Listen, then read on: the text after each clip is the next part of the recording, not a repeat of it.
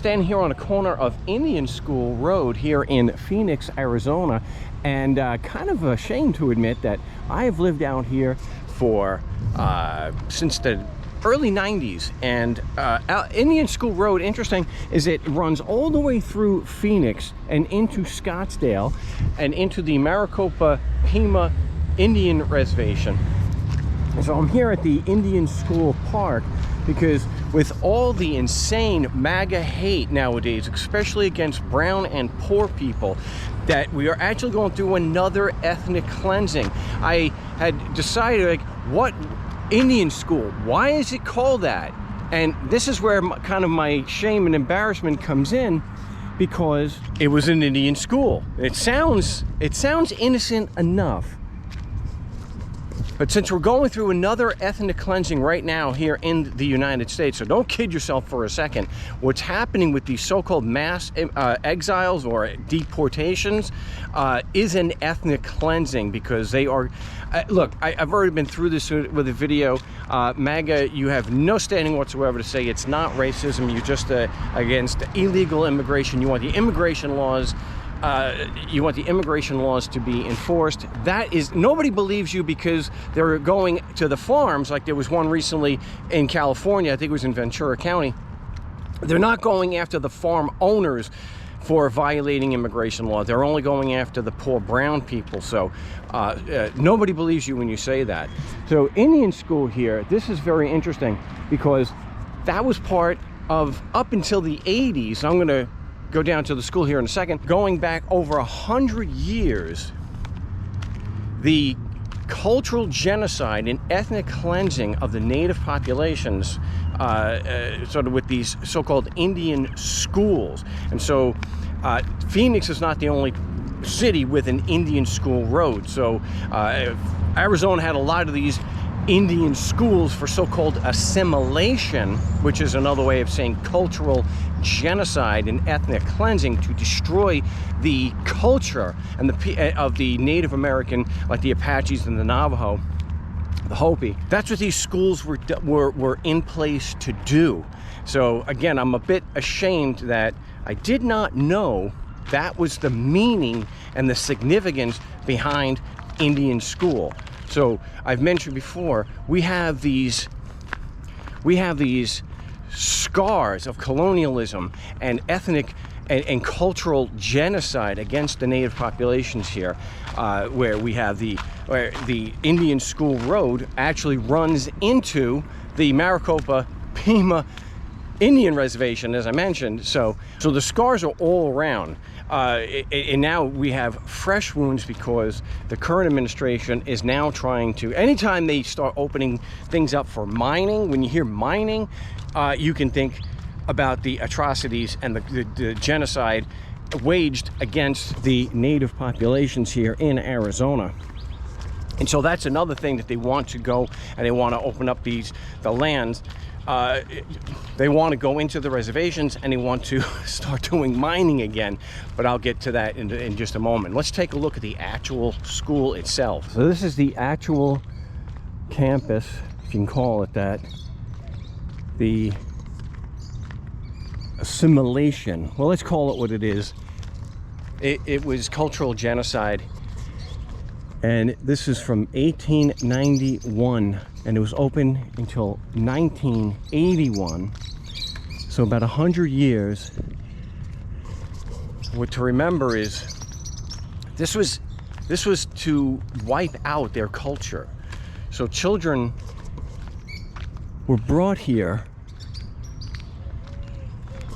and they had to cut their hair, they had to learn English, they weren't allowed to speak their native tongue. It was all to wipe out, so-called to assimilate, but it's to wipe out their actual culture.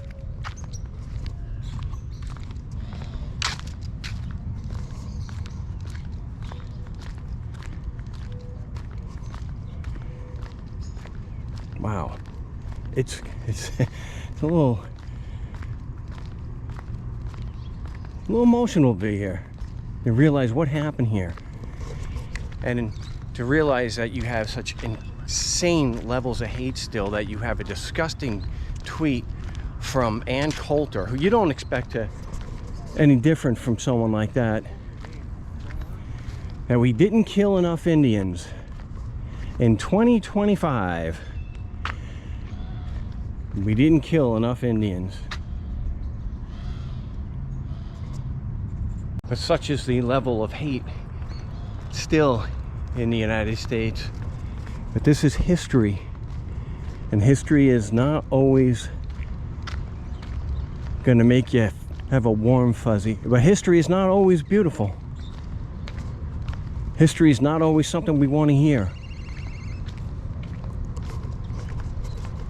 And recently, Stephen Miller, who is as abhorrent a human being as you could imagine, stating that the purpose of education is to teach you to love your country, not to hate it, that we're actually being taught, or our kids were taught to hate. Why? These things happened. It's an ongoing thing. This is history. This is part of American history. We know that in California with the 49ers, did a short video about anytime, you know, because of the gold, and the native populations had to be removed. It was a matter of federal and state policy to commit genocide, to destroy their communities, to destroy them as a people. And this 1922 Memorial Hall, I guess it stands as a memorial to the aggression against these people. And I swear that Stephen Miller is like the reincarnation of Benito Mussolini. I mean, look at these two. Out of our school districts, children will be taught to love America. Children will be taught to be patriots. Children will be taught civic. And so the avalanche of craziness from this administration, from the convicted felon and adjudicated rapist to enrich himself and his billionaire friends, want to open up the mining in Arizona. Just in Arizona, if you look in Arizona at the history of mining, you can't separate the history of mining from the genocide of the native people. Whether it's Arizona or California. Because even a number of times here in Arizona, when they were forced onto reservations, heaven forbid that silver or gold or copper, Arizona being the copper state, heaven forbid that once on the reservation that these minerals or these precious metals were found, they would just break the treaty, which the United States government is pretty well known that they have violated pretty much every single treaty with the Native Americans. They would just violate the treaty again, no regard, and they would move them, forcibly remove them again.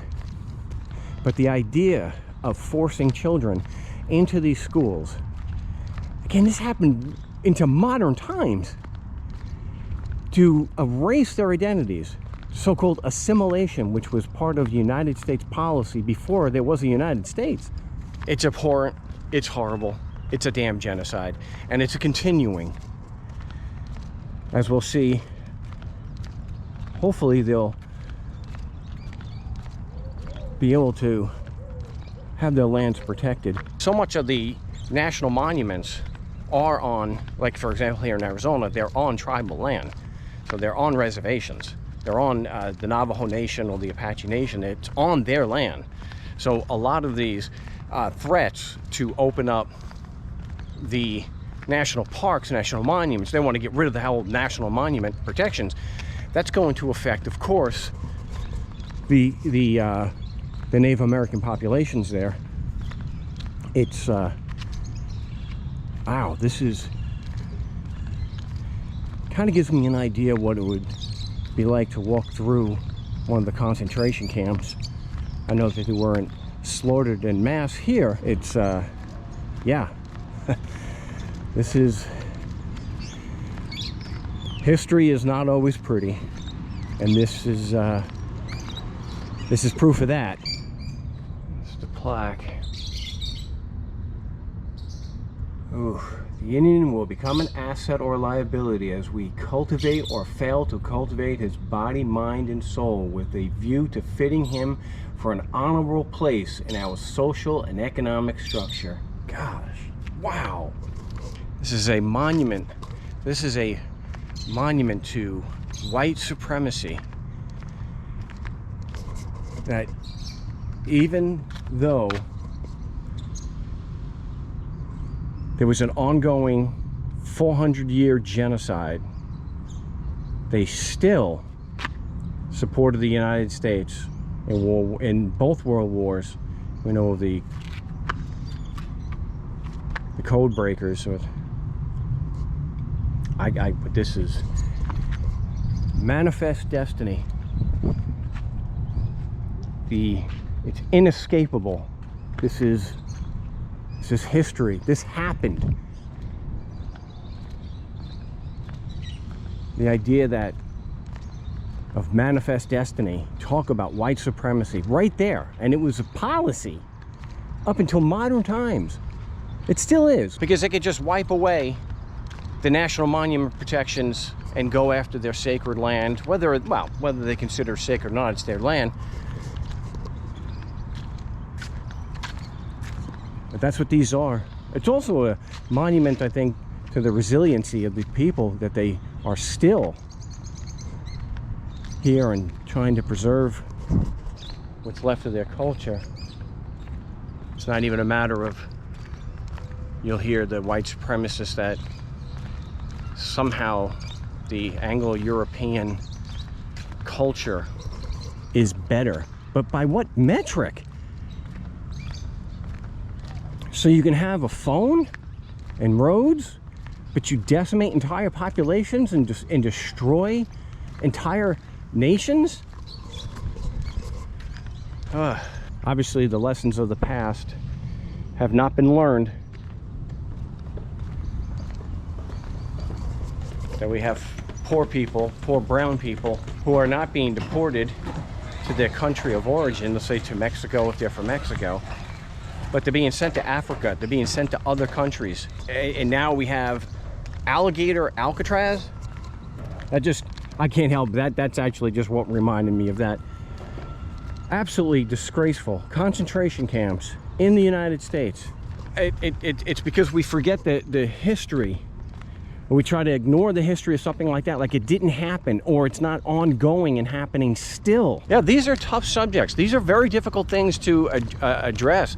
You know, looking at the past and accepting this is what we did. This is what our ancestors did. This is what happened. This is history, and history is there. And you would think, having this particular history right here, having reminders everywhere around Phoenix, for example. And I grew up on Long Island. You know, on Long Island we had Hauppauge, we had Amagansett, Montauk. We had where the land was stolen from the native populations, and we gave, but we used the names. So it's the same here in Phoenix or California, most places. I mean, here we've got Coconino County, we've got Maricopa County, Pima. We have, so the land was taken from them. Oh, there's a squirrel.